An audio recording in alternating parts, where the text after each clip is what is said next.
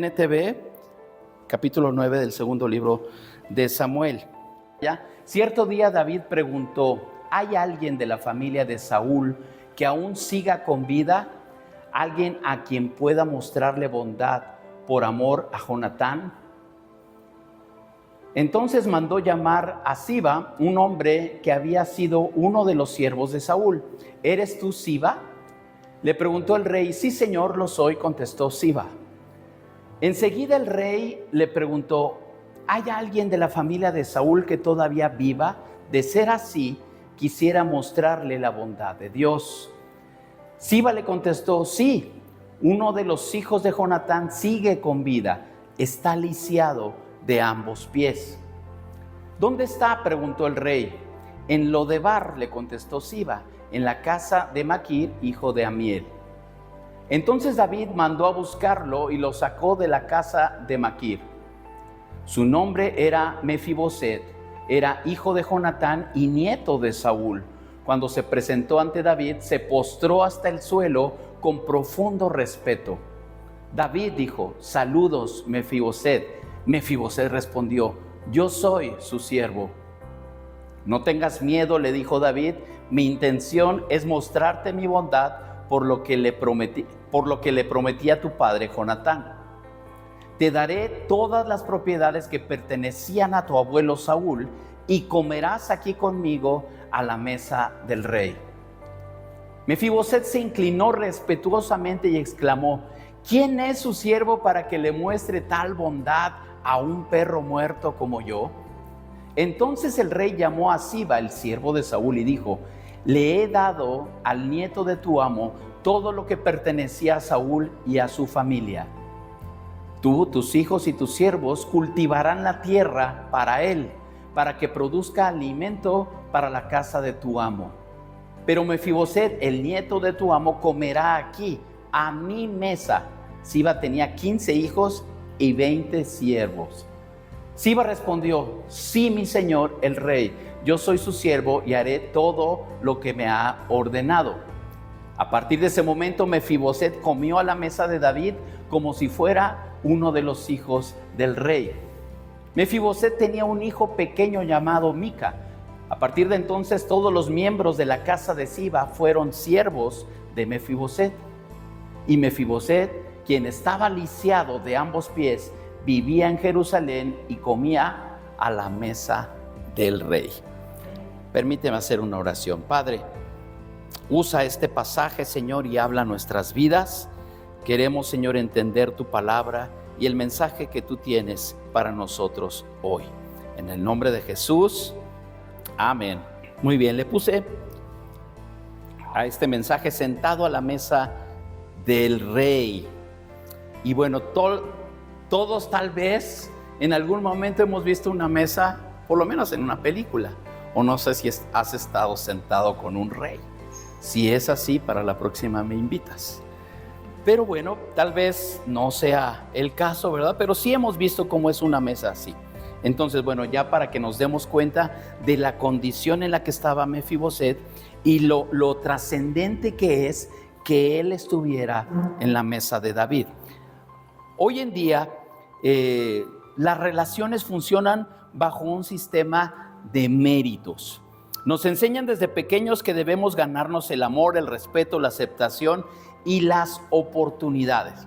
Desde pequeños, si tuvimos la fortuna de tener algunos padres que nos guiaban, nos enseñaban a ganarnos algo portándonos bien. Algunos, ya muy suertudos, pues los premiaban con algo, ¿verdad? Otros, ya que no les dieran el chanclazo, ya era premio, ¿verdad? Pero todo respecto a méritos. Entonces, dice, si haces bien las cosas, eres recompensado. Si fallas, eres descartado. Si produces, eres valorado.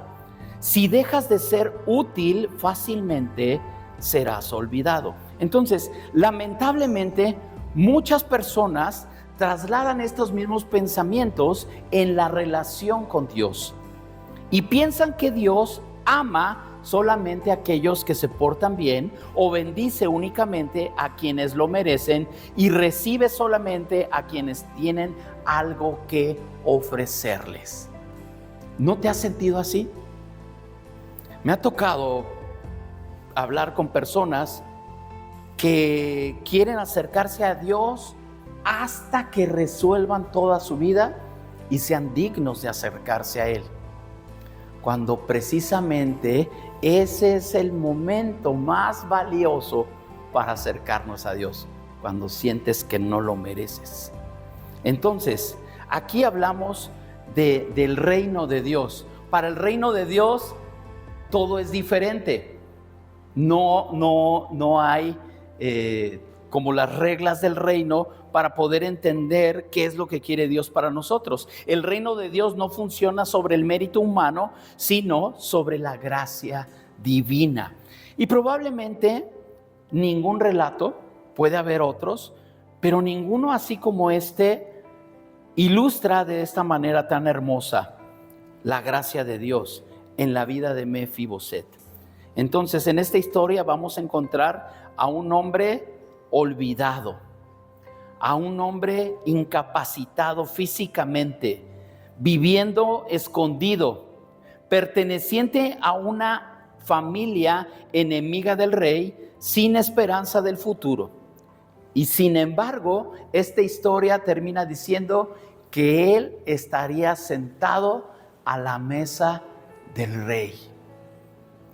¿Por qué es tan importante esto? Él no era digno.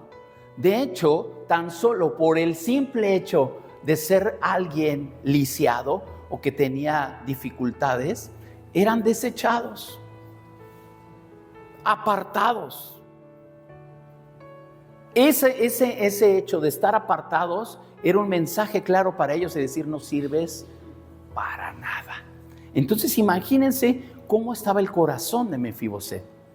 Ahora, la importancia de quién era hijo de Jonatán, o Jonathan para los que quieran pronunciar muy inglés. Y Jonatán era hijo de Saúl, que había sido el primer rey de Israel. Entonces, era de familia real. ¿Tú crees que las condiciones en las que vivía eran dignas de un familiar, de un rey? Por supuesto que no. Y por ahí Dios empieza a hablarnos, porque somos hijos del rey. Y tiene todo que ver con nuestra forma de vivir. Entonces, lo extraordinario de esta historia no solamente es la historia de Mefiboset, sino que muchos de los que estamos aquí podemos vernos reflejados en Mefiboset. Entonces, vamos a comprender un poquito aquí el contexto de este pasaje. Retrocediendo algunos años, ¿qué había pasado con David y Jonatán? La Biblia nos menciona que David y Jonatán se hicieron muy buenos amigos.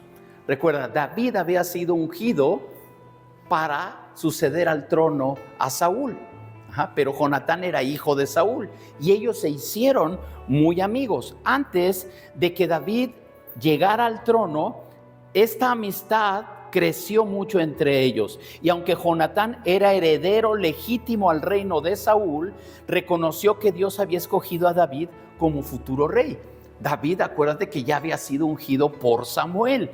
Entonces, ambos hicieron un pacto delante del Señor. Y leemos ahí en el primer libro de Samuel, en el capítulo 18 y verso 3. Dice: Jonatán hizo un pacto solemne con David porque lo amaba tanto como a sí mismo. Delante de Jonatán, él le pidió algo específico a David.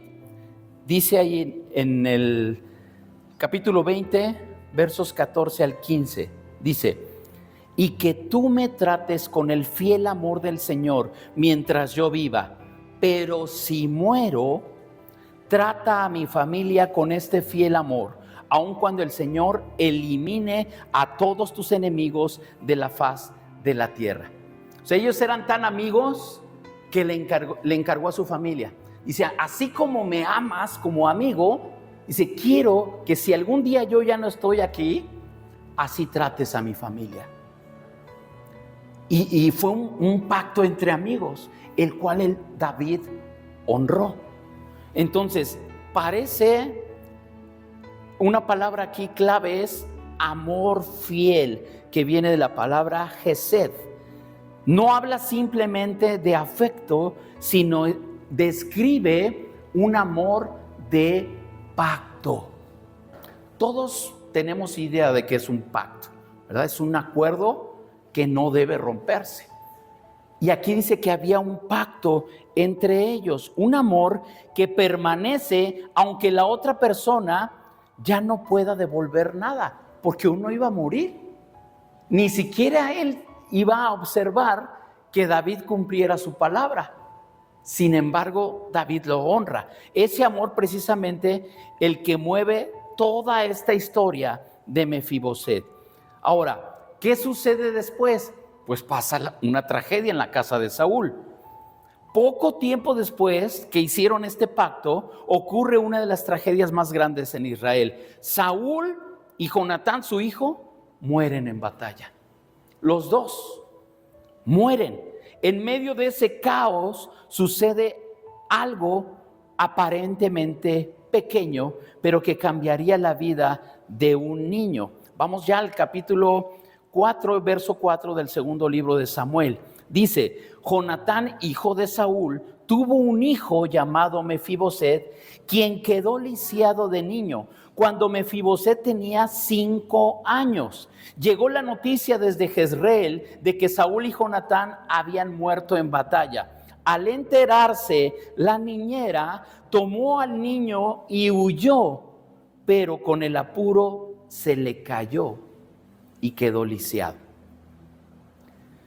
¿Por qué este apuro? Y ahorita vas a entender también la vida de Mefiboset. ¿Quién era el que iba a ascender al trono? David. Él ya había sido ungido. Muere Saúl y muere Jonatán, y David es el que está ungido para ser rey. Pero hay un familiar en la línea de sucesión del rey, que era Mefiboset. Entonces, la muchacha que lo cuidaba dijo, tengo que ponerlo a salvo. Pero en esa prisa se le cae y queda lisiado. Ese hecho trunca precisamente esa situación, no solamente de la posibilidad de estar en la realeza, sino cualquier posibilidad, porque lo deja lisiado. Entonces, Mefiboset nunca eligió esa condición en la que estaba. Él fue víctima de una caída. La caída lo marcó para toda su vida. Y precisamente es que encontramos esta imagen de muchos de nosotros o de muchas personas en este mundo. La caída, ¿dónde vimos una caída? En la Biblia, muy trascendente, en el Edén con Adán. Tropezadota que se dio Adán, pero con esa caída nos dejó lisiados a todos, porque dice la Biblia que con la falla, con el pecado de Adán, entró el pecado en toda la humanidad. Entonces es otra caída que se refleja muy bien. Ahora, aquí en este caso fue literal con Mefiboset. Dice aquí en Romanos 5:12, hablando de la caída en Adán, dice, cuando Adán pecó, el pecado entró en el mundo, el pecado de Adán introdujo la muerte, de modo que la muerte se extendió a todos, porque todos pecaron. Entonces, si alguien dice, no, yo soy muy bueno, si no ha venido a la gracia de Jesús, está muerto en pecado. Porque está viviendo en Adán y tenemos que llegar a Cristo. Entonces, en el mundo antiguo, cuando un rey tomaba el trono, era común, fíjense muy bien, les dije que David iba a subir al trono, pero los que estaban al servicio del nuevo rey tenían que asegurarse de que no hubiera por allí algún familiar perdido en la línea de sucesión del rey anterior. Entonces, era común eliminar a todos los descendientes de la dinastía anterior. ¿Por qué? Porque representaban realmente riesgos para el reino que estaba surgiendo en ese momento. Entonces, desde una perspectiva política, Mefiboset era un enemigo potencial de David. Cuando David pregunta, ¿queda alguien de la familia de Saúl? Seguramente, ¿qué pensaron la mayoría? Si David está preguntando, ¿saben si hay alguien de la familia de Saúl que quede? Pues era para eliminarlos, ¿no? Bueno, era el pensamiento que tenían todos, pero el propósito del rey era completamente opuesto. La pregunta del rey, ahí en el verso 1 de este segundo libro de Samuel, capítulo 9, dice: cierto día David preguntó, ¿hay alguien de la familia de Saúl que aún siga con vida? Alguien a quien pueda mostrarle bondad por amor a Jonatán. Explica ya. ¿Saben si hay alguien porque quiero mostrarle favor? Dice, por la relación, por el afecto, por el pacto que había hecho con Jonatán. Entonces la historia comienza con esa iniciativa del rey. No fue Mefiboset quien buscó a David y le dijo, David, ayúdame, mira, estoy lisiado, no puedo hacer nada, estoy por ahí, sí soy de la familia de Jonatán, pero mira, en serio que no voy a hacer nada por quitarte el trono. ¿Podría haber sido justificable? Tal vez sí, pero fue iniciativa del rey. Él lo buscó, David buscó a Mefiboset, y ese es exactamente el patrón del evangelio de Jesucristo. Tú crees que te acercas a Dios, pero es Dios quien va por ti. Dice ahí en Lucas 19:10, pues el Hijo del Hombre vino a buscar y a salvar a los que están perdidos. La iniciativa del rey por irnos a... ¿Ven por qué todos somos Mefiboset? La iniciativa del rey es ir por todos los que están perdidos. La salvación siempre comienza y es iniciativa de Dios. Nosotros no encontramos a Dios, Dios vino a buscarnos. Y hay una condición muy especial en la situación de Mefiboset. Él estaba en un lugar que se llamaba Lodabar. Suena como de lodo, ¿no? Lodabar. ¿Qué significa esto? Un lugar de olvido. Allí vivía Mefiboset. El nombre del lugar tiene mucho significado. Los que han estudiado esto lo consideran un lugar asociado con la ausencia de pastos, fertilidad, recursos. En el relato representa un sitio de aislamiento, pobreza y olvido. O sea que sería el último lugar que alguien buscaría para ir a vivir. Si algún día ves una colonia que se llame Lodabar, no te vayas a esa colonia. Es un lugar de olvido, de pobreza, de infertilidad. Nadie quiere estar allí. Ahora, allí, en ese lugar que nadie quiere, vivía el nieto del antiguo rey. Choca en nuestro pensamiento eso, ¿verdad? Un príncipe viviendo como refugiado. Así, eso es lo que provoca el pecado en nosotros. Nos roba nuestra verdadera identidad. Nos hace vivir muy por debajo del propósito de Dios. Y se acuerdan, nosotros somos hijos de Dios, pero a veces estamos viviendo en Lodabar. Estamos viviendo en un lugar que no fue hecho para nosotros. Mefiboset era el sobrino del rey, el nieto del rey. El nieto del rey.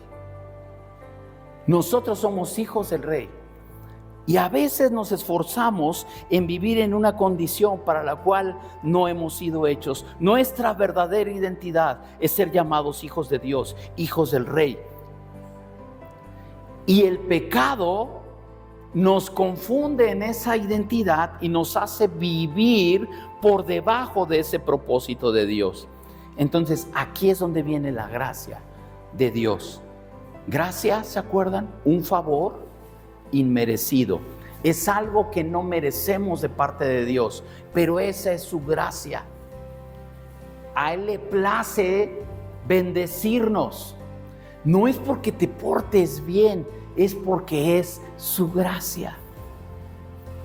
No la podemos entender, porque para nosotros, lo que dije al inicio, ¿verdad? Estamos acostumbrados al premio, la recompensa por un buen comportamiento. Y Dios te dice, lo hago porque te amo. Y ya, no preguntes, solamente así. Entonces, cuando Mefiboset llega delante del rey, sucede algo inesperado. Y lo dice aquí el pasaje que leímos. Dice que él se postró en tierra. Él sabía delante de quién estaba, delante del rey David. Y él se postra y está convencido de que va a morir. Él está convencido de eso. ¿Para qué me va a estar buscando David? Él sabía lo que pasaba con toda la familia del rey anterior. Él lo sabía que iba a morir.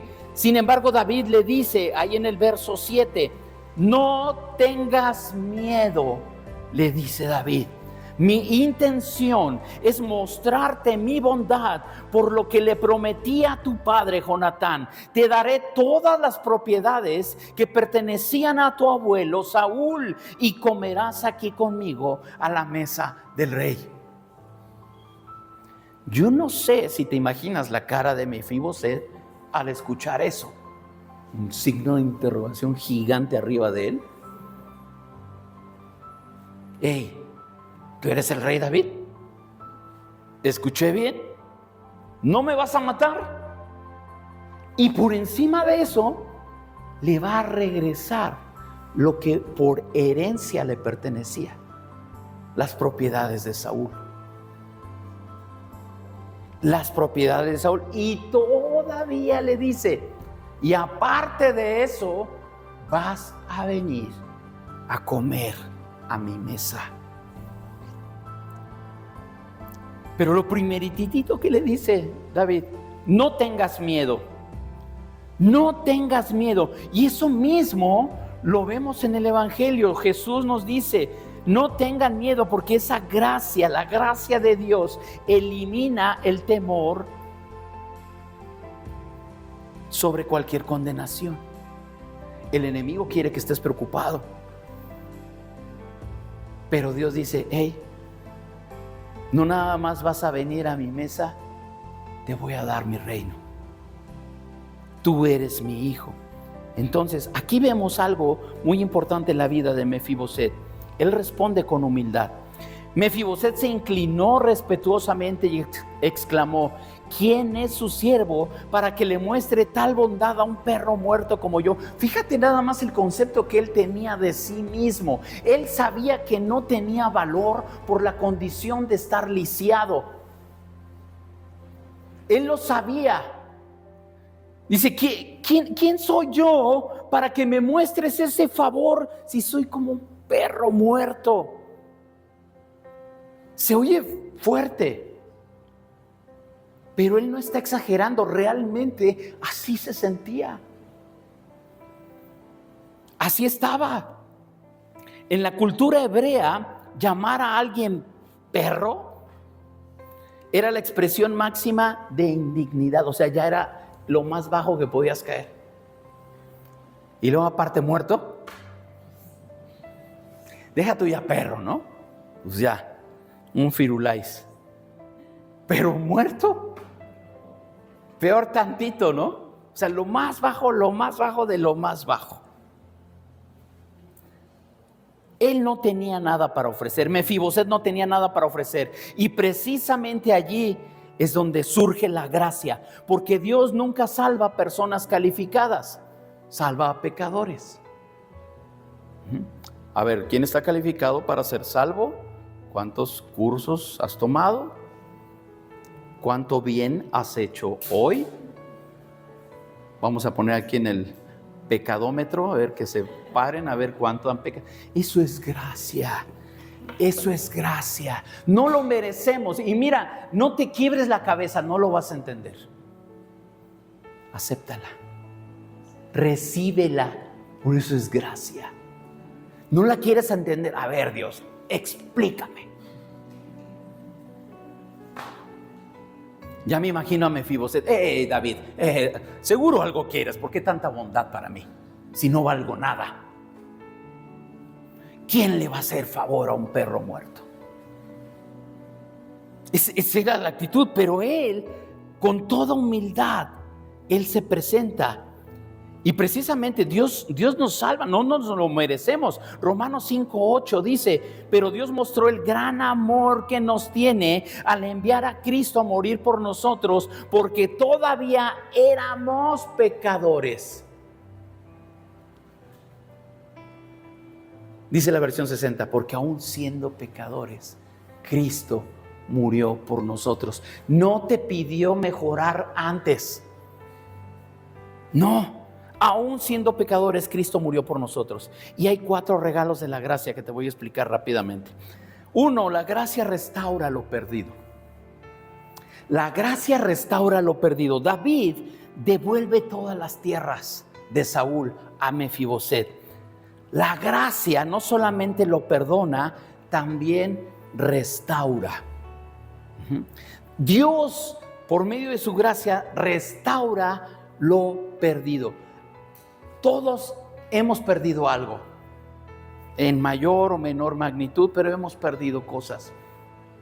Dios nos restaura, Dios sustituye cosas en nosotros, y esa es la restauración. Dice ahí la primera parte de Joel 2:25, dice, el Señor dice, les devolveré lo que perdieron. Les devolveré lo que perdieron. ¿Qué has perdido? Lo más, no sé, lo más extraño, lo más raro, lo más grande que te puedas imaginar, Dios lo puede restaurar en tu vida.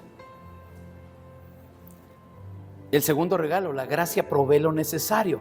David ordena que toda la tierra produzca para Mefiboset. La gracia te sostiene, no solamente te salva, también te cuida. ¿Se acuerdan? Ahí le estaba dando las instrucciones al siervo y le dice ahí en el verso 10, tú, tus hijos y tus siervos cultivarán la tierra para él. Está hablando de Mefiboset. O sea, él es el dueño de la tierra, pero ustedes van a vivir ahí. ¿Sí se acuerdan cuántos hijos tenía el siervo? Era un familión. Dice, bueno, aprovechando que son muchos, ustedes la van a chambear para Mefiboset. Entonces le producen a él para que produzca alimento para la casa de tu amo. Entonces la gracia provee lo necesario. El 3, la gracia cambia nuestra identidad. Mefiboset dejó de ser un fugitivo. Ahora pertenece oficialmente a la casa del rey. Nosotros también. Dejaste de estar en Lodabar. Ahora eres parte de la familia del rey. Dice Efesios 2:19, así que ahora ustedes, los gentiles, ya no son unos desconocidos ni extranjeros, son ciudadanos junto con todo el pueblo santo de Dios, son miembros de la familia de Dios. Ya no somos extranjeros, no somos desconocidos para Dios, somos parte de su familia. Entonces la gracia cambia nuestra identidad. El enemigo va a estar dure y dale diciéndote, tú no vales, tú no has hecho lo necesario. Ay, sí, mira tu carita de santo en la iglesia, quien te crea que te compre, no sé, todas esas mentiras, ¿verdad? Cuando Dios te da identidad, ¿a quién le vas a creer? Te pregunto, ¿a Dios o al enemigo? ¿A quién le quieres creer? Eso es decisión de cada quien. Si Dios dice que eres parte de su familia, vaya, yo lo creo. Yo lo creo. Y ahí viene el enemigo. No, mira, no vales nada. Ay, sí es cierto, no valgo nada. No. Tú tienes esa autoridad sobre el enemigo. La gracia, la gracia nos sienta en la mesa del rey. Esta frase aparece 4 veces en el capítulo. No es casualidad. Mefiboset comía, dice, regularmente a la mesa de David como si fuera uno de los hijos del rey. Lo vemos ahí en el verso 11. La mesa representa comunión, aceptación, intimidad, permanencia. Por eso les preguntaba, ¿quiénes se han sentado en una mesa real? Lo vemos como un gran honor, ¿sí o no? Sin embargo, tú estás invitado ahí en primer lugar. La mesa representa eso: comunión, aceptación, intimidad, permanencia. Y algo hermoso, cuando Mefiboset estaba sentado a la mesa, esto me llamó la atención y por eso lo comparto. Cuando estamos sentados, o imagínense esa mesa que tiene el mantel así largo. Cuando nos sentamos a la mesa, no se ven las piernas. ¿Te das cuenta? ¿Cómo estaba Mefiboset? Nadie de los que estaba ahí podía ver su condición de estar lisiado. Cuando estamos en la mesa del rey, no importa tu condición, todos nos vemos iguales. Todos nos vemos iguales. Nadie se estaba preocupando por ver qué tenía. La mesa cubría aquello que evidenciaba su condición. Dios no te llama a su mesa para decirte, mira qué pecadorzote eres tú, y todavía vienes con tus manotas sucias a mi mesa. Vayas a lavar. No, acércate a la mesa. Eres bienvenido. Eres bienvenido.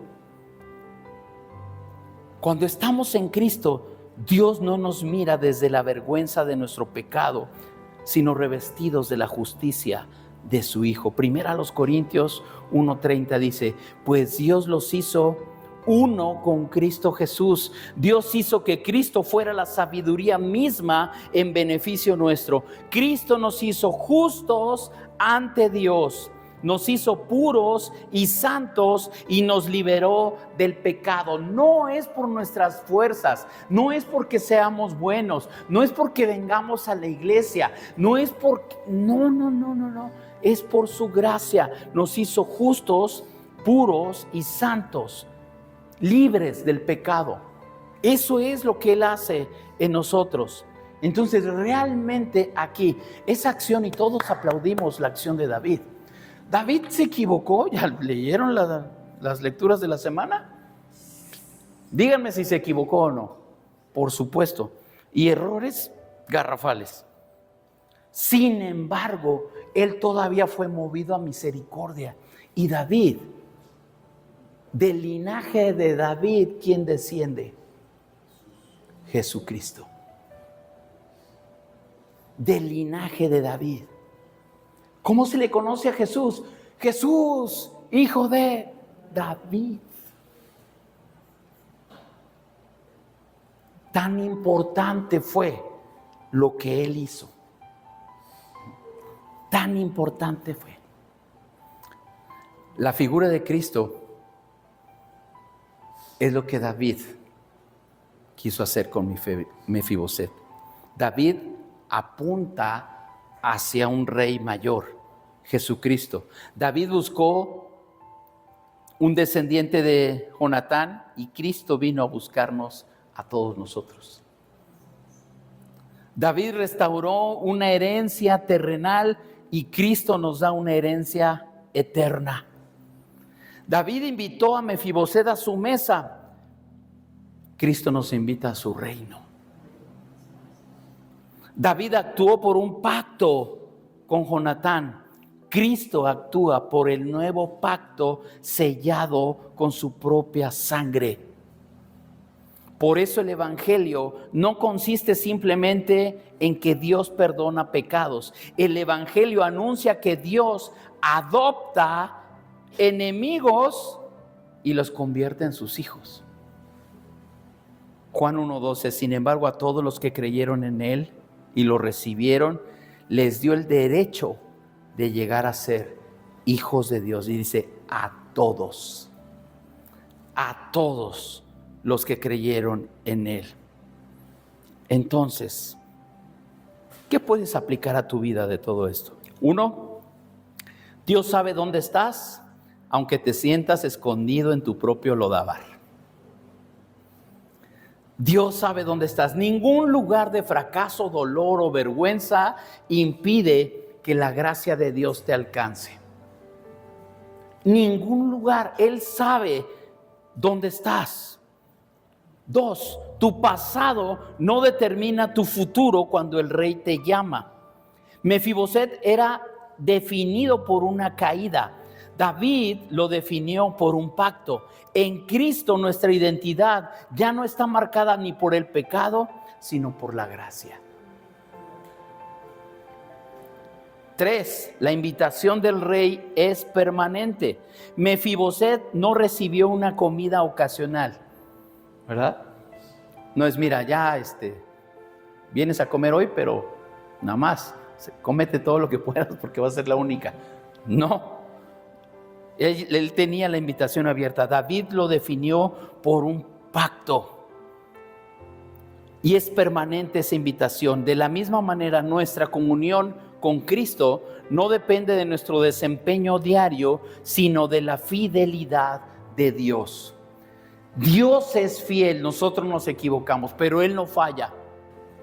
Quien ha sido alcanzado por la gracia está llamado a extender esa gracia a otros. Y por eso es bien importante eso. Ahorita no estamos muchos. Y tú puedes pensar en extender esa gracia que tú has recibido. Porque Dios te ha recibido tal cual eres. Recuerda, somos Mefiboset. Dice aquí que nosotros tenemos que extender esa gracia a otros. La iglesia debe parecerse al rey que busca al olvidado, recibe al quebrantado y honra al que el mundo desprecia. ¿Y quién es la iglesia? ¿Quién es? ¿Lo pueden decir fuerte así como que estoy convencido? Nosotros somos.